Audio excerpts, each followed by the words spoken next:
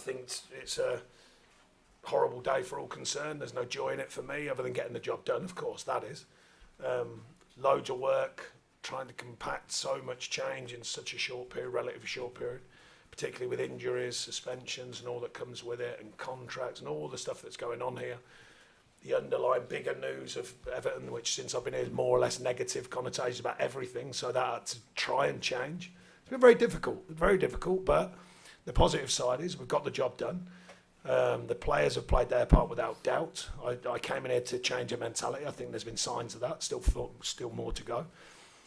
And overridingly, I said to the players, I said, look, we shouldn't be here. So I said, look, enjoy us today and enjoy it, and you've earned it, but at the end of the day, it's got to change.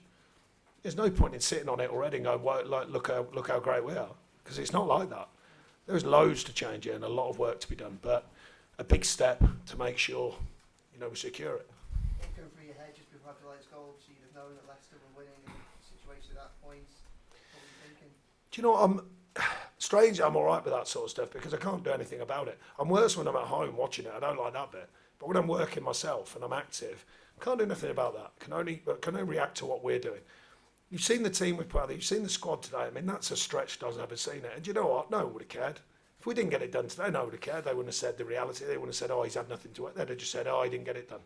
That's life as a football manager, which I totally understand, of course. So I'm pleased for that reason we got it done as well, because we've found a way. The work during the week by my staff as well has been terrific. The players' workload and their belief in what we were, because we had to change the show, we had to change personnel, of course. So I've been really pleased with the players, and generally, we've only stepped away from it a couple of times. We've let some big moments in games go against us, but the actual mentality has been pretty solid since we've been here. A few ups and downs, but pretty solid, and against all the noise, which has been difficult. It is very difficult when you're missing really important players and you're missing them a lot. And does work on next season start tonight, tomorrow? Work on next season started the day I got in here. Don't think I thought this was like an easy fix, because it's not. Far from it. There is massive amounts of work to be done. The thing I've learned about Everton, the fans have been amazing. They want the club to be in top end of the market. This club at the minute is not currently a top end of the market. It's a big club, make no mistake. I've learned that very, very quickly. Big history, big club. But we're not performing like a big club. We've got to find a way of changing that. Because you could just sit on every season, because this is 2 seasons now, don't forget. I've played my little part in 2 seasons of this. There's massive amounts of change to get that to build to a new dawn, a new future, a bigger future, if you like. So I think the Evertonians, as remarkable as they've been, have got to remember that. This is a bigger project than just, oh, well, it's all right now. It's not. There's going to be more work ahead, because it's been going on for 2 years. So therefore, that's shown its sign. I haven't got magic dust. I can only make things happen that I think are believable and I think can be done. But I haven't got magic dust. There is massive amounts of work to be done, not just from me, by everyone at the club. Chris? No, I don't think you ever have, because like I say, it's been 2 years of this. So on paper, everyone looks, so why is that team not doing that? You go, well, it hasn't been doing it under various managers for a couple. Probably people say to me, it's sort of been coming away from it for 3 years, 3 seasons. I don't remember that far, but I certainly remember the last couple. So, like I say, it's not a quick fix. This is not just buy a player, hurrah, it's all solved. It's not like that. They've tried that in the past. It's not that easy. I'm trying to lay down the belief in a new culture, an environment, a belief in. Fans, I said the other day to someone, I think it might have even been Andy, I said, if I asked 5 Evertonians, sort of diehard Evertonians, what the club really stood for, and I asked them on their own, they'd probably give me 5 different answers. Well, that has to realign. There was a time when they said, earthy, raw but hard-working, give a lot to the shirt, pride, and all them words. I'm not quite sure they're as relevant, I'm not quite sure they're as obvious. They're relevant, but I'm not quite sure they're as obvious now. That's the base that I want to build. But then on top of that, of course, excuse me, we want to play good football, we want to play attractive, we want to play winning football. But it has to start with something. There has to be more to it than that. And I've been pleased with that. There's been signs of that. Signs that this team will fight and it will work and it will give everything. They're important things, never more so than in modern football, in my belief. Don't think Pep sides just play beautiful football, because they work, they defend, they play hard, as well as being very, very ultra top footballers. Chris? Sorry. Sean, what gives you the belief that you can do that change? Because Frank Lampard sat in the same seat 12 months ago and said similar, and then it all happened again. Well, I'm certainly not judging other managers. I have my own style, my own way of doing it. I've taken a step. I said when I got it, I've got to earn my spurs with the fans and with the club and the hierarchy and everyone here. I've taken a step towards that. It's not all glory, it's not all fixed, but I've taken a step towards that. I know the industry. I've been in it all my life. So I know what I'm doing. Paul? So, will you have to sell some of these? I know some are leaving anyway. There's a chance. I'll find out more about that. There's not been any depth to, there's been peripheral talks and alignment of maybes, ifs, and ifs, buts, and maybes, sorry. But that's going to come over the coming weeks, to find out the truth of what we've got, what we can do, what we can't do, and all the rest of it. The first things first, and I meant sincerely, I know you're probably bored of it, but this was the main job. First of all, had to get this sorted out. We've done the job to get it sorted out and get it over the line. Now, of course, that doesn't mean there wasn't other stuff going on, but that was absolutely the key focus. Now it's time to immediately refocus on the rest of it. Tom? Sure.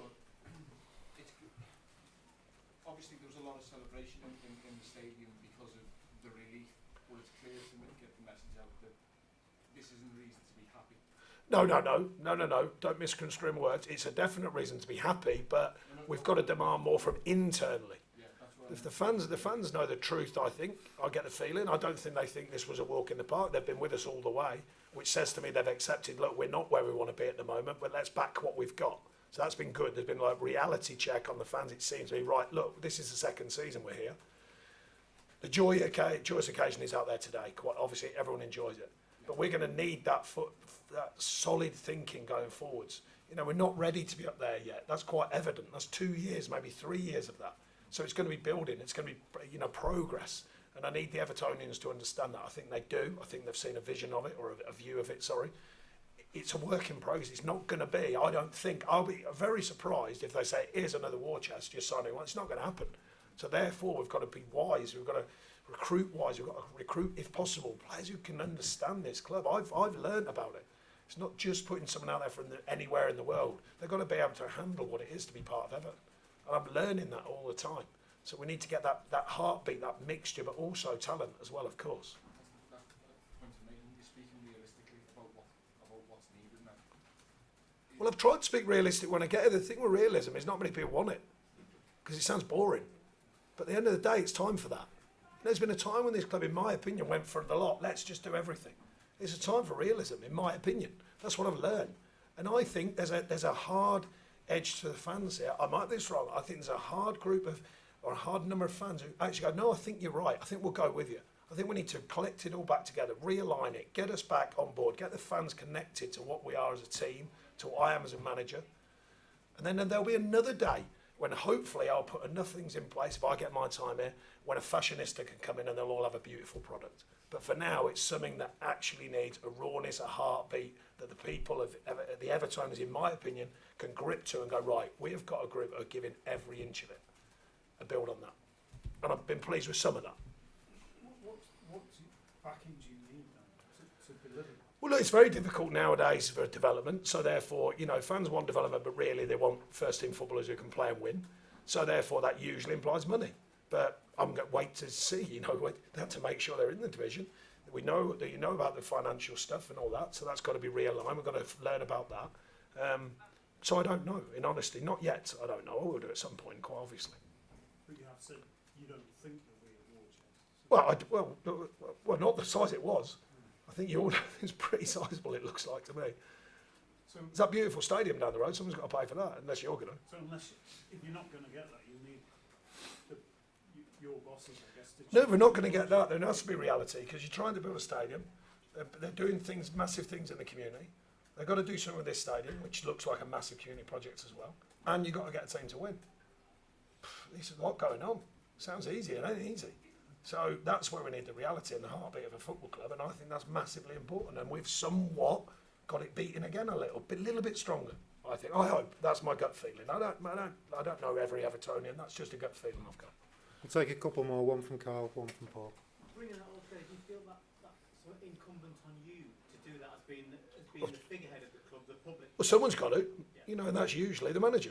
Whether you like it or not, you take the hits. So you've got to enjoy the good stuff. But the hits keep coming, and they're all looking at me. No one would have cared. No Evertonian would have cared if we didn't get this over the line. They wouldn't have bothered with all the misfiring centre forwards and all the injuries and the suspensions and all the contract situations, players' rumours, players going out, the stuff that comes out of the club. They wouldn't have bothered with anything.